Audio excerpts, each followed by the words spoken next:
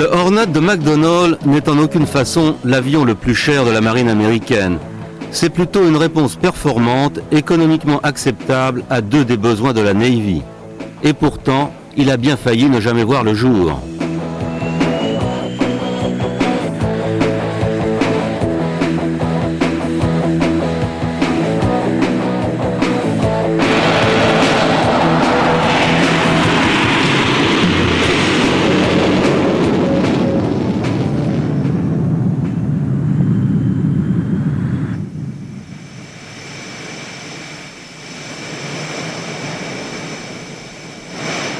L'histoire de cet avion remonte aux années 50, à une époque où le monde était installé dans la guerre froide. Les États-Unis découvraient que le soi-disant retard de l'URSS n'avait rien de réel. En fait, dans les années d'après-guerre, les Soviétiques étaient parvenus à des résultats remarquables. Ils disposaient de toute une série de bombardiers qui avaient beaucoup surpris les alliés de l'OTAN, comme l'avaient déjà fait dans le passé leurs chasseurs MiG.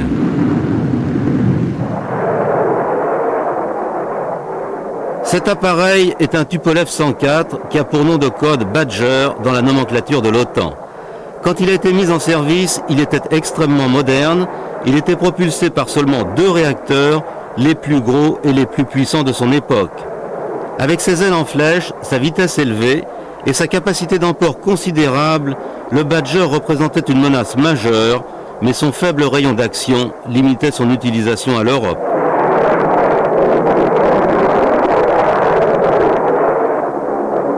Le Tupolev 95, nom de code de l'OTAN Bear, ne souffrait pas d'un tel handicap. Ses turbopropulseurs, peu gourmands en carburant, lui procuraient un rayon d'action suffisant pour atteindre les États-Unis au départ de base situé en Russie. C'est le M4 Bison qui a représenté une véritable menace stratégique. Son existence a été découverte à la fin des années 50. Le Bison, qui avait la vitesse d'un appareil à réaction et le rayon d'action du Tu-95, a surpris les stratèges occidentaux. Le M4 n'a pas été fabriqué en aussi grand nombre que ses équivalents à turbopropulseurs, mais il inquiétait beaucoup plus le Pentagone. Une cible capable de se déplacer aussi vite et aussi haut que le Bison demandait pour les chasseurs un armement différent. À cette époque, les avions de chasse étaient équipés de roquettes non guidées.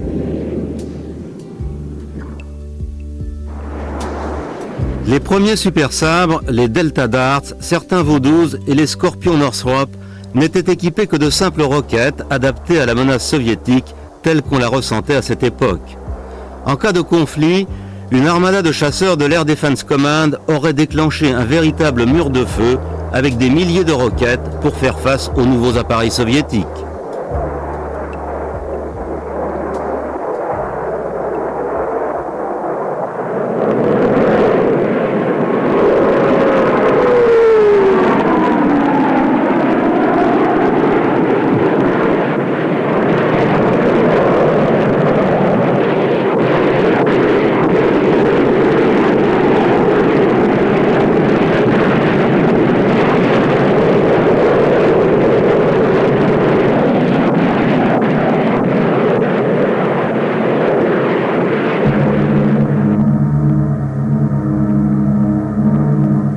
Avec les progrès de la technologie, les missiles ont rapidement évolué et la pléthore de roquettes non guidées a été remplacée par un petit nombre d'engins beaucoup plus gros et beaucoup plus sophistiqués. Les missiles, qui étaient désormais guidés, pouvaient aussi emporter des charges nucléaires. Elles explosaient loin en avant des avions qui les avaient lancés, créant ainsi une barrière nucléaire bien plus meurtrière que les roquettes conventionnelles. Les avions équipés de cette technologie devaient être rapides et voler haut. Mais leur fonction d'intercepteur de bombardier n'impliquait pas qu'ils soient légers et maniables. Ils n'avaient en tout cas plus rien à voir avec les chasseurs traditionnels tels qu'on les concevait 10 ans plus tôt.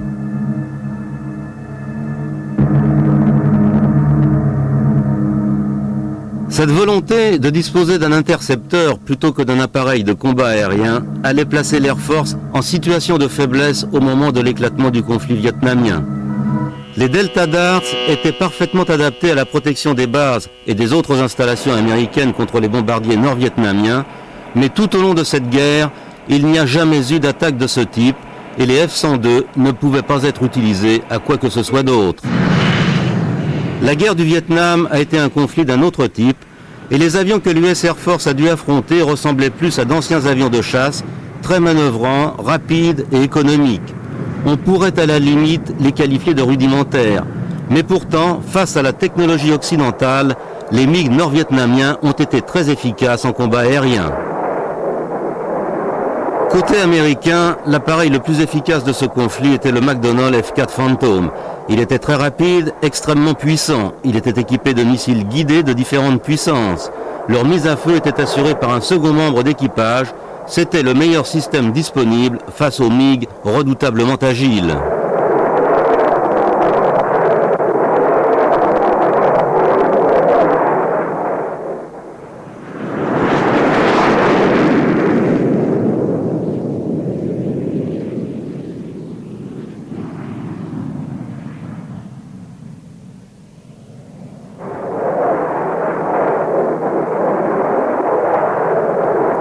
À l'origine, le F-4 était un intercepteur de la marine.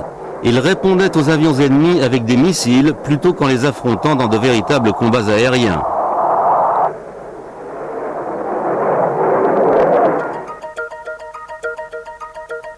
Le conflit du Vietnam avait mis en lumière les faiblesses du F-4 dans le cas d'affrontements avion contre avion. Et bien avant la fin de cette guerre, l'US Navy était à la recherche d'un intercepteur plus polyvalent. Ce sera le Grumman F-14 Tomcat. Avec le Tomcat, on n'a pas regardé à la dépense. L'espace à bord d'un porte-avions étant limité, la Navy considérait qu'il fallait embarquer à bord ce qu'il y avait de mieux. Sa voilure à géométrie variable autorisait différentes configurations et malgré sa taille, il était très maniable. Ses missiles Phoenix lui donnaient une portée dont l'US Air Force n'avait pu que rêver pendant des années.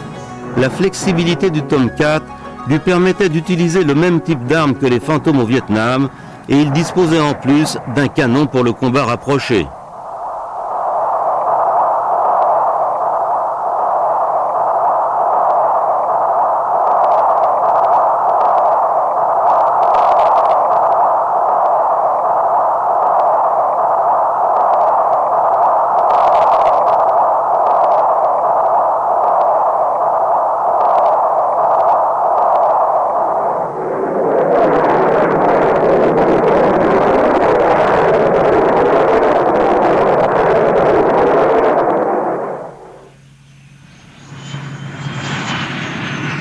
La marine américaine avait opté pour un appareil polyvalent. L'US Air Force, elle, décide de s'équiper d'un avion destiné uniquement au combat aérien. C'est dans ce but que McDonnell Douglas a développé le F-15 Eagle. Il n'avait pas besoin d'un deuxième membre d'équipage car ses missions étaient plus restreintes. Il n'avait pas non plus besoin d'une voilure à géométrie variable, mais il devait avoir une vitesse, un rayon d'action, une maniabilité et une puissance de feu exceptionnelles. Le F-15 est probablement encore aujourd'hui le meilleur monoplace de combat du monde.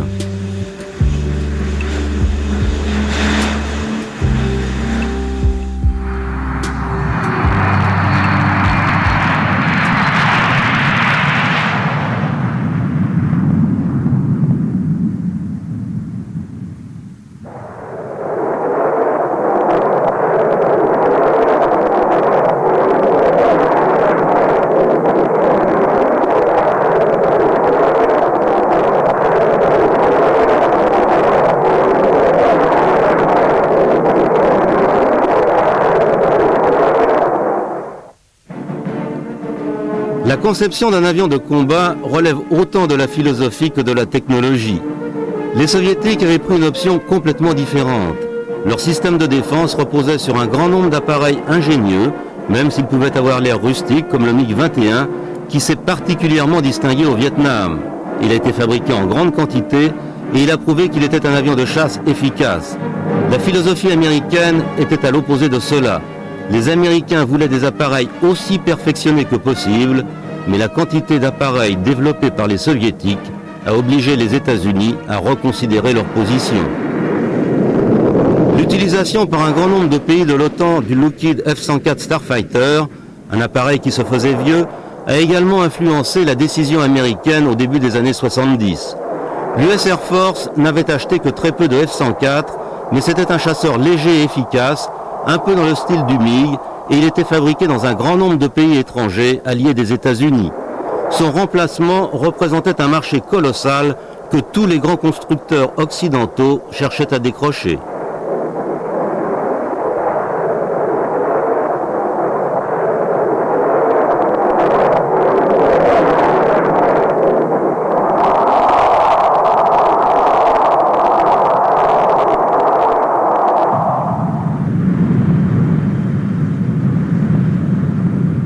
Les Français ont proposé leur Mirage F1E, un avion de combat léger et sophistiqué qui aurait pu faire l'affaire.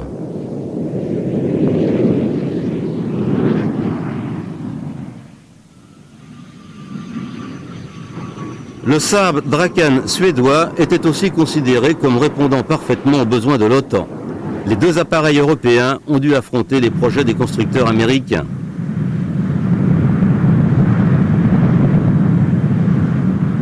General Dynamics, qui n'avait plus fait d'avions de chasse depuis un certain temps, était déterminé à obtenir non seulement le marché des pays de l'OTAN, qui avait besoin de remplacer le 104, mais aussi le marché américain pour un chasseur moins coûteux que le F-15, qu'on prévoyait de fabriquer en aussi grand nombre que les appareils soviétiques équivalents. Tous ces marchés potentiels expliquent que General Dynamics ait consacré des millions de dollars à son F-16 Fighting Falcon. Le premier prototype du F-16 avait à peu près la même apparence que les suivants. Dès le début, le projet a fait appel aux techniques les plus modernes, qui n'en étaient encore qu'au tout début de leur développement. Exemple, le système de commande fly-by-wire, c'est-à-dire complètement électrique.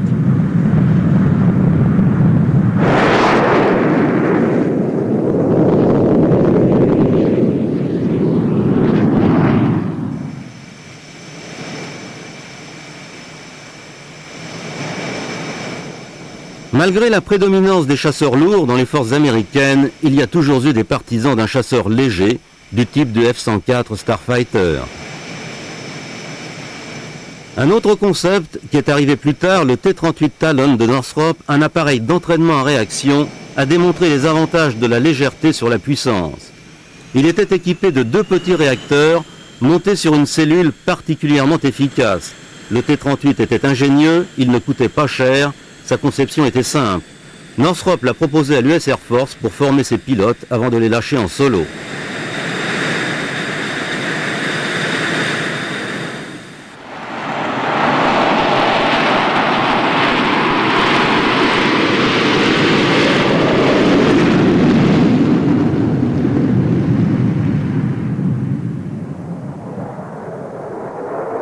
Le comportement du T-38 en vrille au cours de ses essais donne une idée de la qualité de sa conception. Ce n'est pas une surprise que son constructeur ait voulu en extrapoler un chasseur monoplace. Ce sera le F-5 Tiger.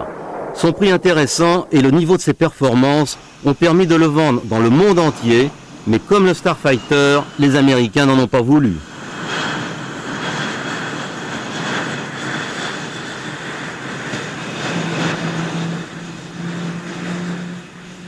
Le marché des avions de chasse en Europe et aux États-Unis aurait été pour Northrop une véritable aubaine.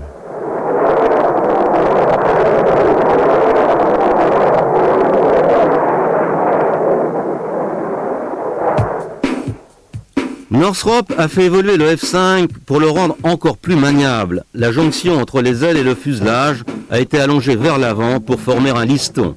Ce concept, comme celui des 2 réacteurs légers appliqués pour la première fois sur le T-38, se sont retrouvés au début des années 70 sur le F-17 Cobra.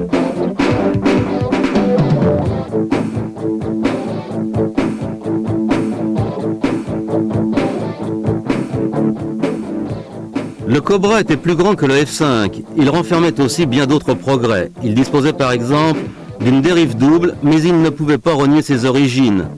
Northrop espérait sortir vainqueur de cette compétition grâce au niveau de son projet, à la qualité de ses relations avec ses clients étrangers et grâce enfin à son expérience dans le domaine des avions de chasse légers. Pour leur vendre son nouvel avion, Northrop a lancé une campagne commerciale intensive auprès des forces aériennes de l'OTAN.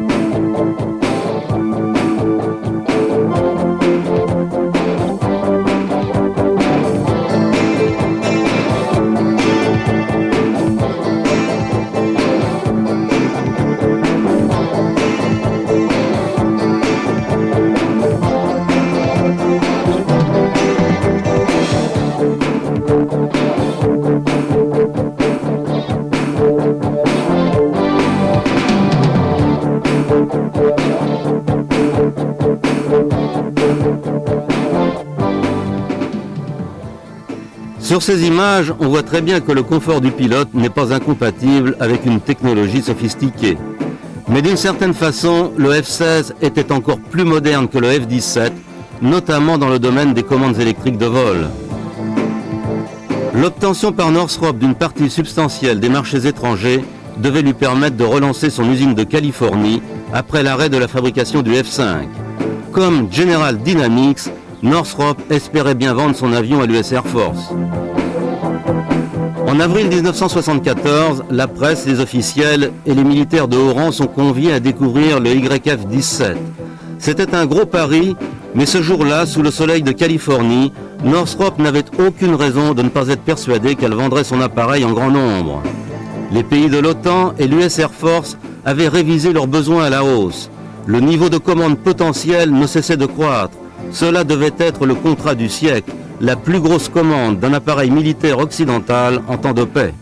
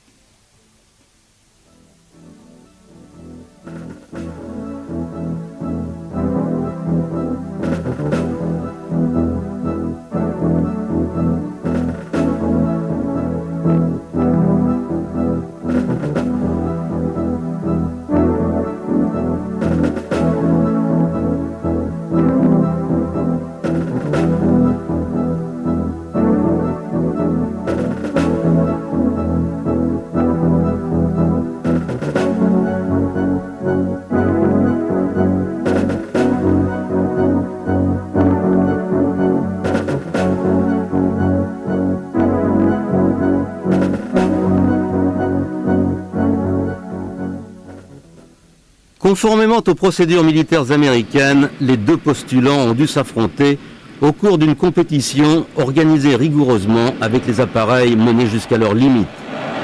On savait que le résultat serait serré.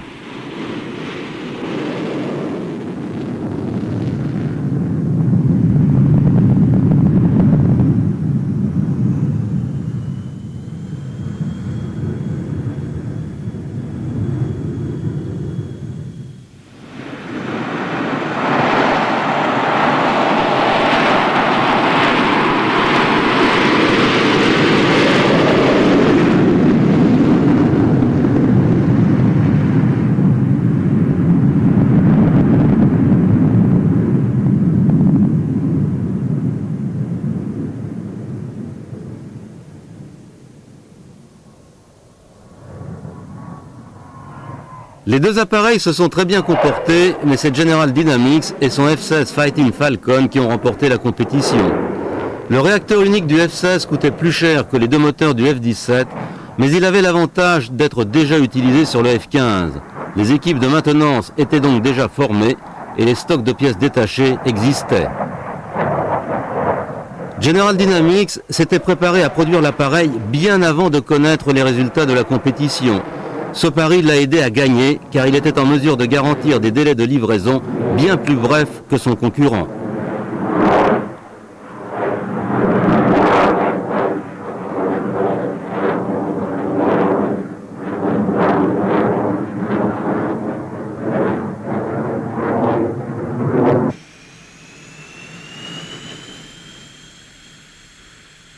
Le F-17 avait laissé apparaître quelques défauts, notamment ses aérofreins dont l'efficacité était loin d'être établie.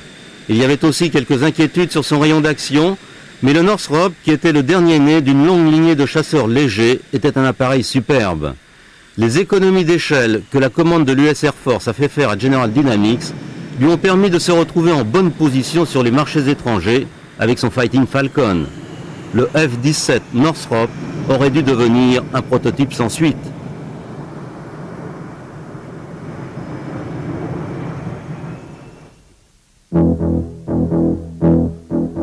Dernière carte jouée par General Dynamics pour remporter les marchés européens, fabriquer des appareils en partie sur place, les pays européens étant partie prenante d'un vaste accord de compensation. En pratique, un appareil conçu à Fort Worth au Texas allait être fabriqué en Hollande, en Belgique et dans d'autres pays européens.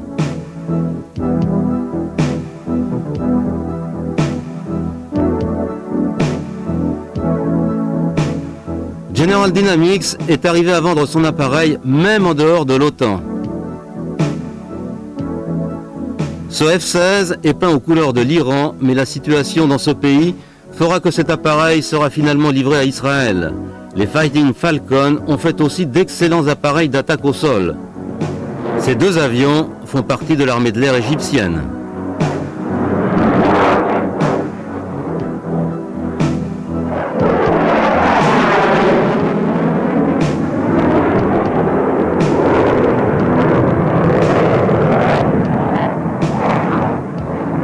Cette version biplace danoise illustre la souplesse du concept haute technologie de General Dynamics, aussi bien dans sa version avion de chasse léger que dans sa version d'attaque.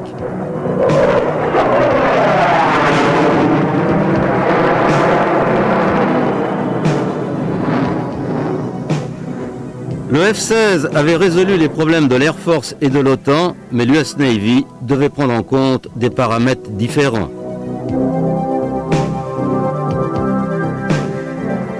À cette époque, les F-14 Tomcat étaient en service depuis un certain temps.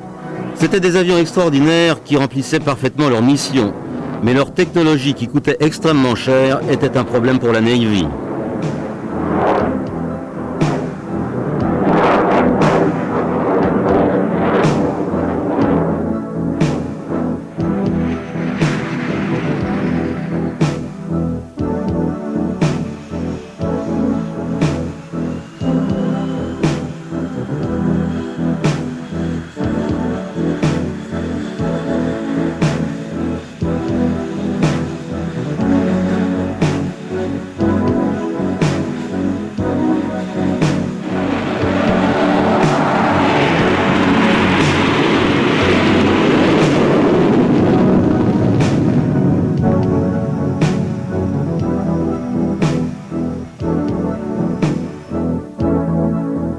Autre souci pour la marine américaine, ces Corsair 2 A7, des avions d'attaque qui n'étaient pas loin de leur limite d'âge.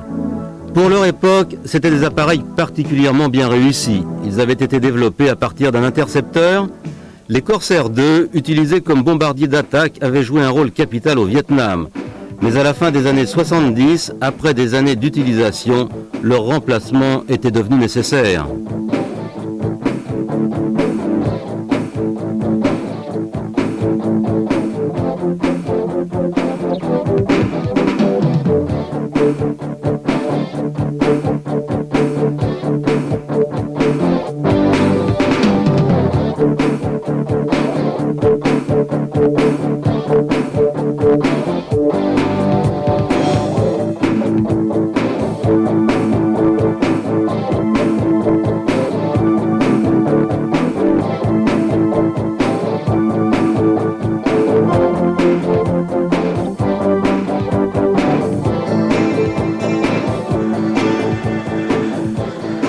Troisième et dernier problème, le remplacement par les Tomcat d'un certain nombre de F-4 Phantom, surtout dans le corps des Marines, compte tenu du type de mission qu'ils accomplissaient, aurait coûté trop cher. Pour résoudre ces trois problèmes, l'US Navy devait trouver un appareil économique. Mais le F-16, un monoréacteur avec un train d'atterrissage léger, n'était pas une réponse satisfaisante.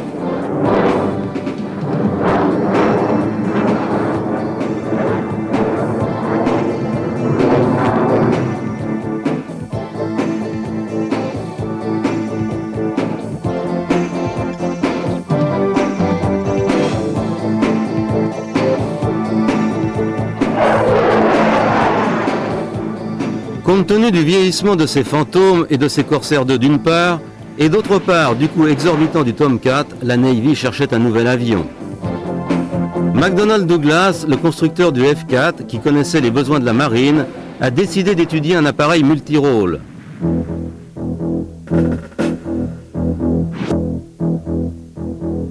Cela faisait déjà plus de 40 ans que McDonnell fournissait la Navy. McDonnell était le constructeur du Phantom 1, le premier chasseur à réaction de la Navy. Il avait volé pour la première fois pendant la Deuxième Guerre. C'était le premier projet de McDonnell lancé en production. On le considérait comme un appareil majeur à son époque. La Navy avait été impressionnée par le savoir-faire de McDonnell pour réaliser un appareil adapté à l'utilisation sur porte-avions.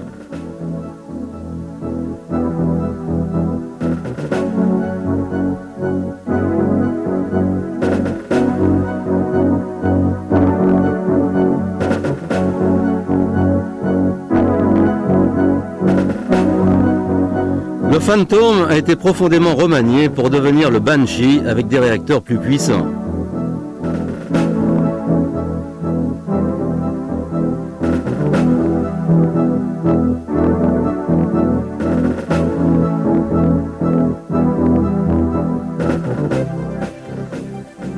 Cet avion, qui vole sur ces images devant un Phantom 1, a eu un succès extraordinaire.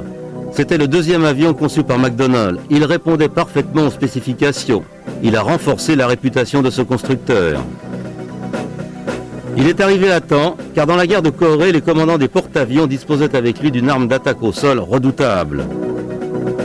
Plus de 900 Banshee sont sortis des usines de Saint-Louis et McDonnell est devenu un des leaders de la construction des avions embarqués. McDonnell a ensuite réalisé un monoréacteur à aile en flèche, le Demon. À ses débuts, il était un peu sous-motorisé, mais cela ne l'a pas empêché d'être fabriqué en grand nombre. Il était utilisé comme chasseur et comme appareil de reconnaissance. C'était le premier appareil de la Navy équipé de missiles guidés.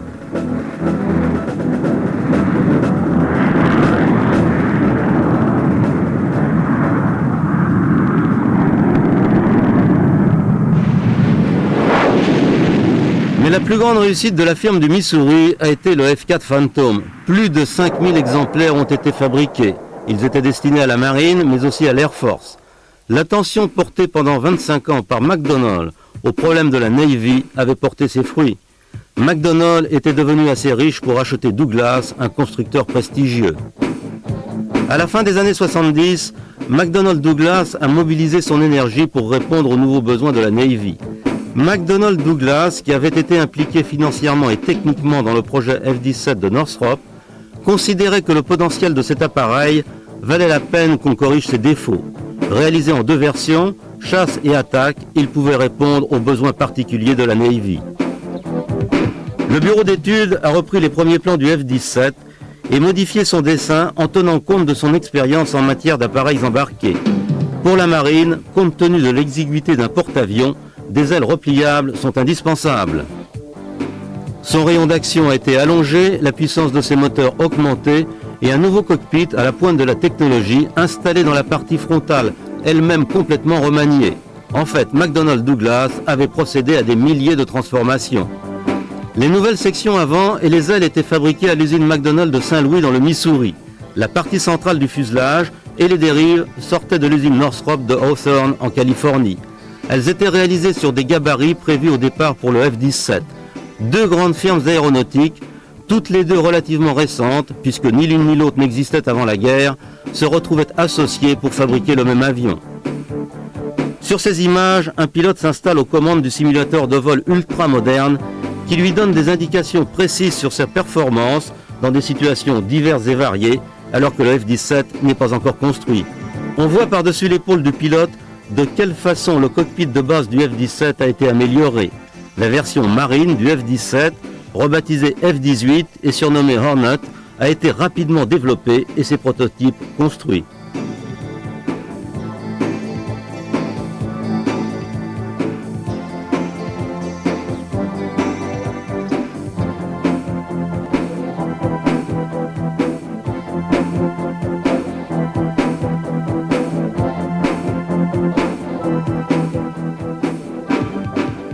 Des matériaux nouveaux, plus légers et plus résistants ont été utilisés pour accroître ses performances.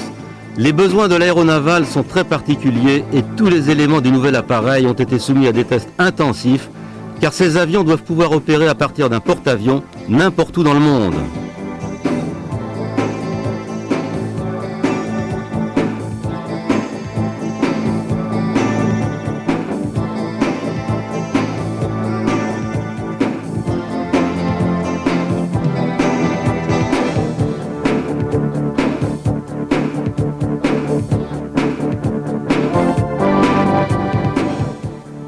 Ces officiers de la Navy qui travaillent de conserve avec des ingénieurs de McDonnell inspectent la maquette grandeur nature du premier F-18.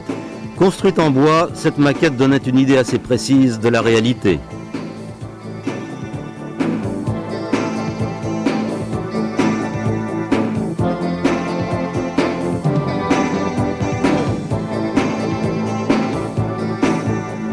Pour ce programme, McDonnell avait la chance de disposer de prototypes du F-17.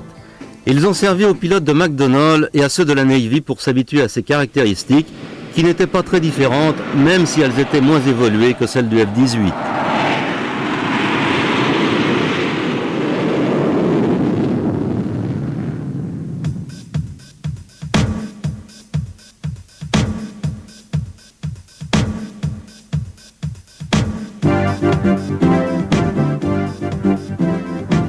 La Navy avait insisté pour que cet ancien projet Northrop dispose d'un train d'atterrissage bien plus résistant, capable de supporter les effets dévastateurs des appontages quand il faut freiner sur quelques dizaines de mètres, des dizaines de tonnes et en plus sur un navire en mouvement.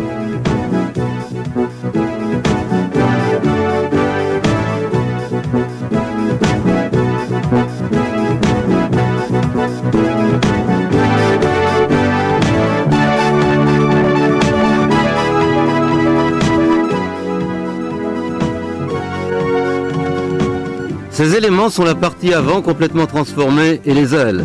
Ils sont fabriqués à Saint-Louis. Ils vont rejoindre le fuselage fabriqué en Californie à bord d'un avion cargo de l'US Air Force. Chaque section est fabriquée comme un élément complet. C'est McDonnell qui a remis cet avion au goût du jour pour obtenir la commande de la Navy, mais Northrop a joué un rôle clé dans sa fabrication. La ressemblance du F-18 avec le prototype Cobra montre à quel point le F-17 avait été bien conçu.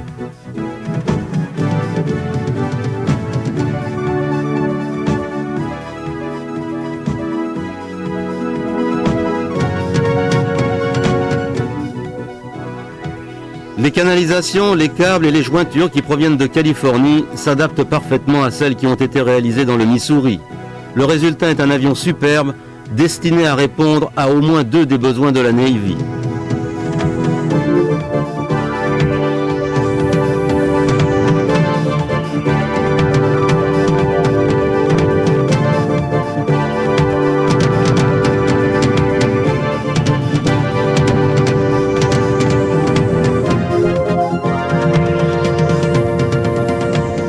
Ce F-18 est le premier des 20 appareils de pré-série qui sort de la chaîne McDonnell Douglas. Militaires et officiels examinent ensemble ce chasseur ressuscité.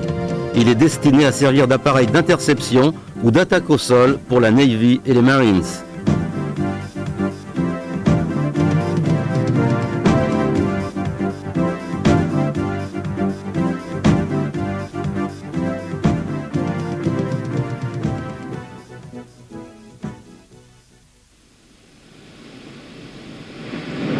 Quand il décolle pour la première fois, le F-18 se comporte parfaitement.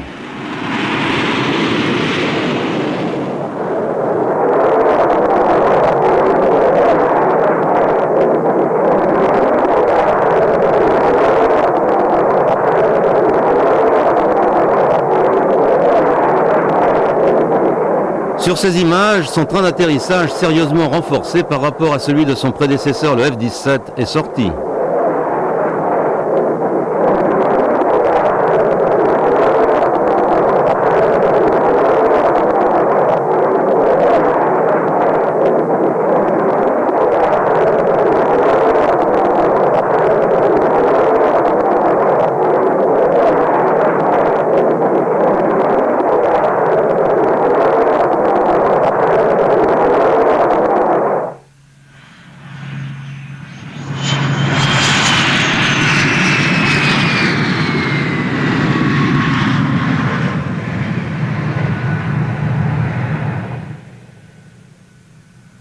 Avant de mettre en service un avion de chasse, ces exemplaires de pré-série sont poussés jusqu'au-delà de leurs limites. Pour tester les caractéristiques de Hornet, chacun des 20 exemplaires de pré-série s'est vu assigner un rôle spécifique.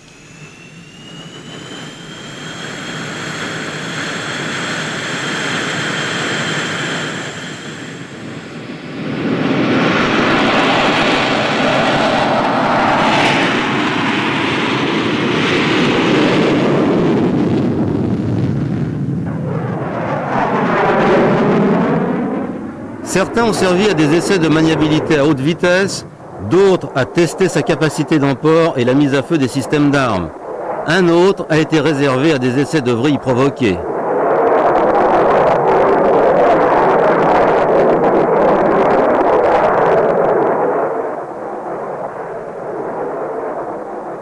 Dans ce cas, le Hornet se comportait particulièrement bien. On pouvait en reprendre le contrôle facilement.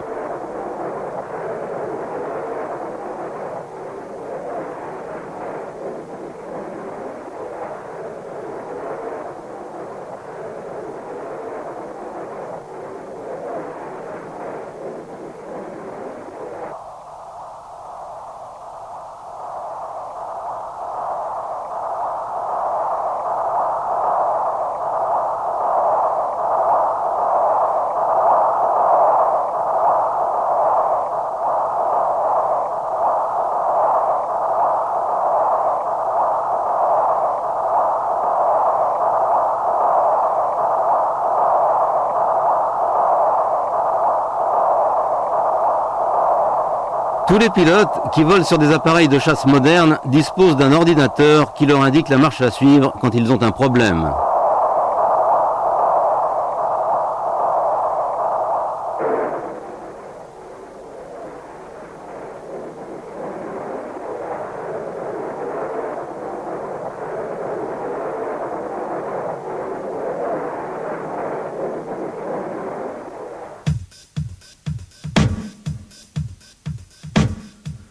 Un des appareils de pré-série, qu'on voit ici dans un piteux état, a été testé par l'Air Force dans des conditions météo extrêmes reconstituées artificiellement. Des températures extrêmement élevées ou extrêmement basses permettent de détecter le moindre défaut d'un appareil.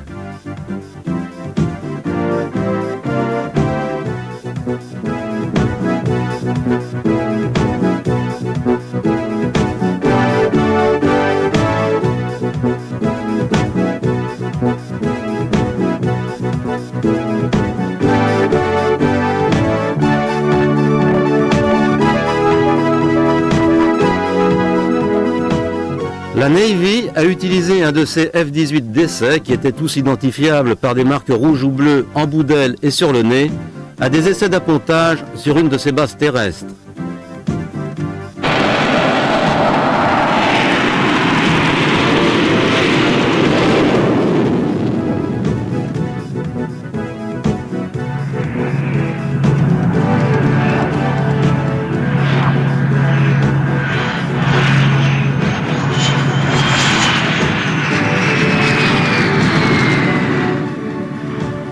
On procède au même touch and go que sur un porte-avions, ce qui peut être très spectaculaire. On fait aussi des essais avec des catapultes au ralenti et des atterrissages brutaux par vent de travers.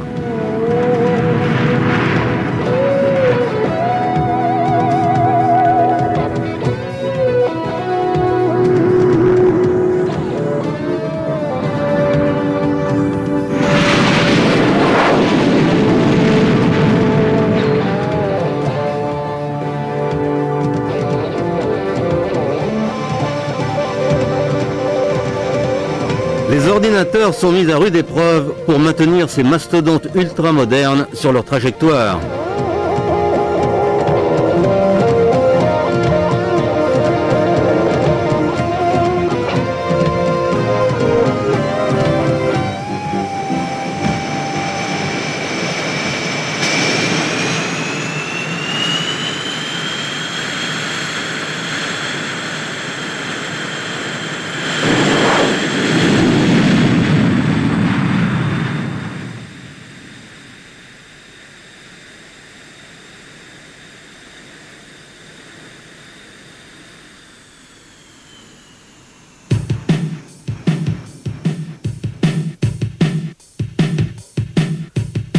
Le 30 octobre 1979, le F-18 effectue son premier appontage réel avec à ses commandes le lieutenant Dick Richards.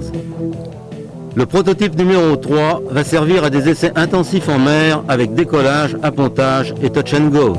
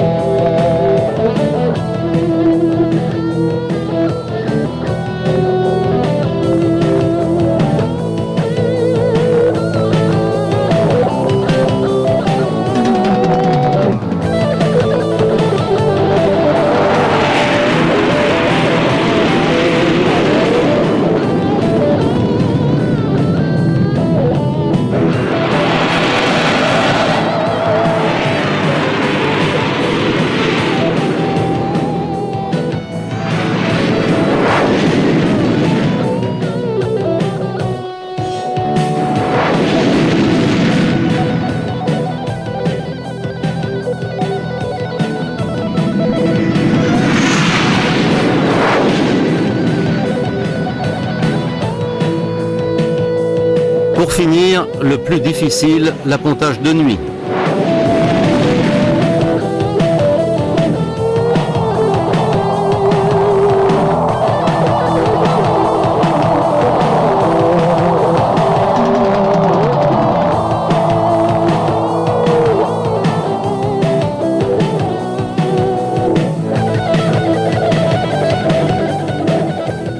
Le F-18 a surmonté toutes ces épreuves et la Navy avait maintenant une idée précise des possibilités de son nouvel appareil qui allait lui servir à la fois d'avion de chasse ultra performant et d'appareil d'attaque. L'approche exacte des besoins de l'aéronaval par McDonnell et le savoir-faire de Northrop dans le domaine des avions de chasse légers sont arrivés à résoudre d'une façon efficace le problème de la Navy. La qualité de ce concept était telle qu'il n'a jamais été nécessaire d'en développer une version d'attaque spécifique. L'avion était suffisamment polyvalent pour accomplir les deux types de missions. La Navy n'a pas eu à dédoubler ses appareils, ce qui est toujours un problème dans l'espace restreint d'un porte-avions.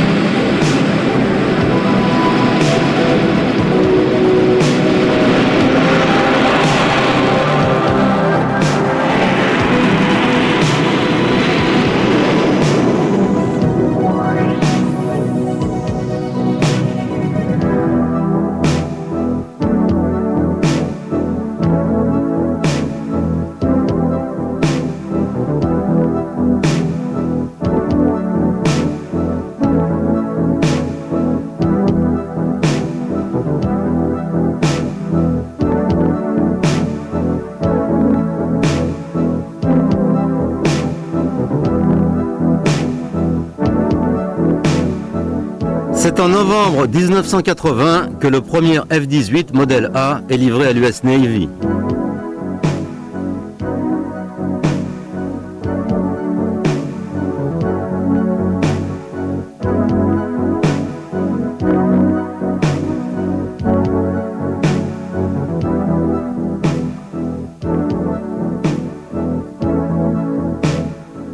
L'officier qui commandait la première escadrille équipée de F-18 était visiblement très fier que son groupe ait été choisi.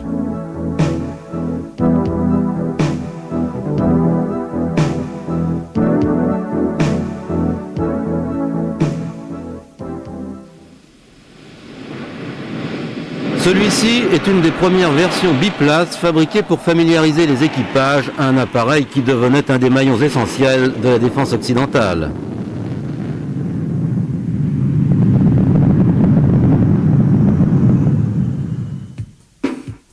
La réception par les Marines de leurs premiers appareils a été célébrée de la même façon. Le F-18A était destiné à remplacer les F-4 Phantom qui vieillissaient.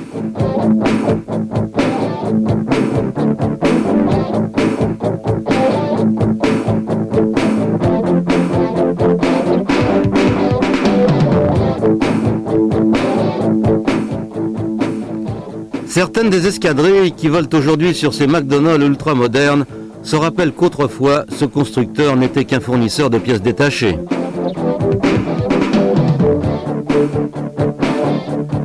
Cette escadrille ne devrait pas avoir plus à se plaindre de son nouvel appareil que de l'ancien, le légendaire Phantom II.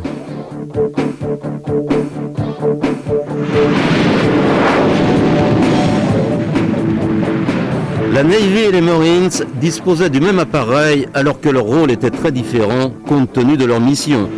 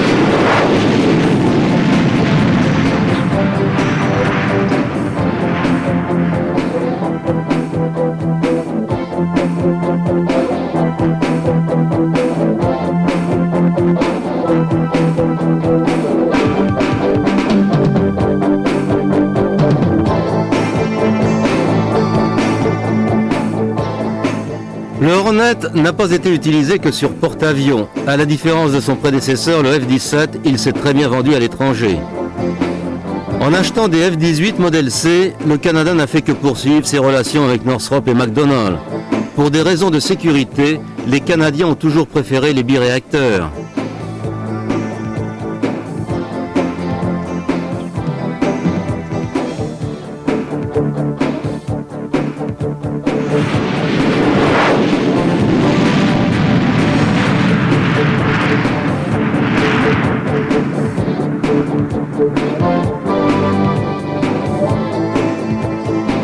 Cet appareil est un F-18 modèle C biplace dans l'espace aérien canadien. Il y a sous son cockpit une astuce. Cette partie est peinte comme un faux cockpit pour tromper les pilotes ennemis en cas de combat rapproché. À grande vitesse, il était difficile pour un adversaire de voir s'il s'agissait du dessus ou du dessous de l'appareil. Cet homme est le général Rosa, l'officier australien chargé d'évaluer le F-18. Il est aux commandes d'un Hornet de l'US Navy. L'Australie a acheté des F-18 modèle A pour remplacer ses vieux Mirage. Une grande partie des composants devaient être fabriqués sur place. L'assemblage aussi devait se faire en Australie. Seuls les prototypes ont été importés des États-Unis. Ceci est un des premiers appareils destinés à l'Australie. Il va être chargé à bord d'un C5A Galaxy à Saint-Louis. Une fois avalé par ce gigantesque avion cargo, il rejoindra l'Australie pour servir de modèle aux 70 avions qui vont être construits sur place.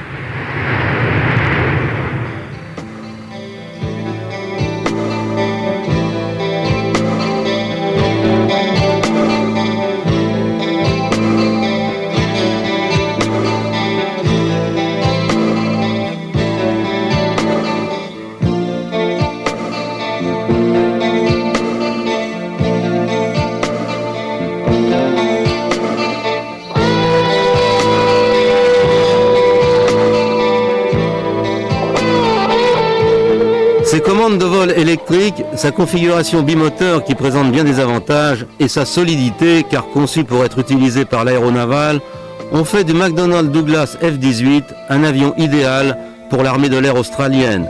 Il en sera le fer de lance pendant de nombreuses années.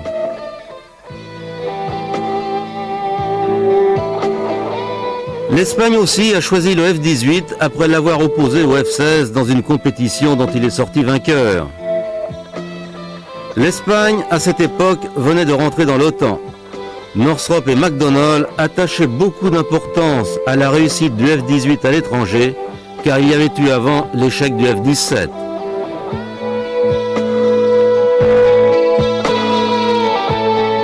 Après des débuts difficiles, après avoir été battu de justesse par le F-16, le Cobra, devenu le Hornet, sera une réussite.